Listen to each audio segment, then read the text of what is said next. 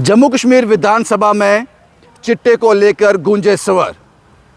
पिछले 10 साल की बात की जाए, जो सरकार एलजी प्रशासन चला रही थी, केंद्र चला रहा था, चिट्टे को लेकर, चिट्टा खाने वाला, चिट्टे का सेवन करने वाला और चिट्टे को बेचने वाला, दोनों की तादाद बड़ी है और ये लोग पूरी तरह से विफल रहे हैं।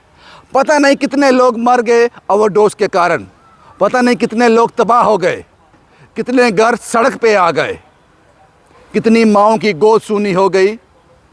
लेकिन प्रशासन में बैठे हुए लोग और पिछले 10 सालों में जो सरकार चला रहे थे, जो प्रशासन को चला रहे थे, उनके कान तक जूं तक नहीं रहेंगी।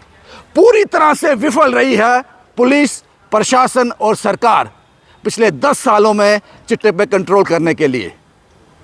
या तो ये नालायक थे या जानबूझकर इस पर कंट्रोल नहीं कर रहे थे। ये ज़रूर जांच का विषय हो सकता है। लेकिन इस बार जब विधानसभा में चिट्टे को लेकर ये आवाज़ उठी तो एक उम्मीद भी उठ गई। शायद आने वाले दिनों में जिन माँओं की गोद सूनी हो जा रही है, जो घर बर्बाद होने जा रहे हैं, वो बच सकें। लेकिन ये सिर्फ 1 या 2% उम्मीद है।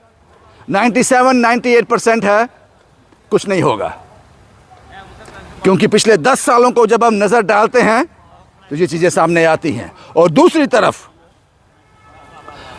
तरफ उमर अब्दुल्ला सरकार ने एक कमेटी का गठन करने जा रही है, 6 महीने में रिपोर्ट देगी डेली वेजर को लेकर।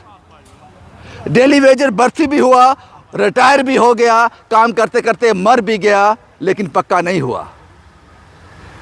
अब एक कमेटी का गठन करने जा रही है नेशनल कॉन्फ्रेंस की सरकार, उमर अब्दुल्ला की सरकार की। 6 महीने के अंदर शायद उन डेली वेजरों को पक्का कर दिया जाए। लेकिन यहां भी उम्मीद बड़ी कम है। ये सिर्फ एक फेक लाइट हो सकती है, एक उम्मीद हो सकती है। फेक लाइट में इसलिए कह रहा हूं कि बड़ी बार साहब, बहुत बार इन लोगों की भावनाओं के साथ खेला गया है।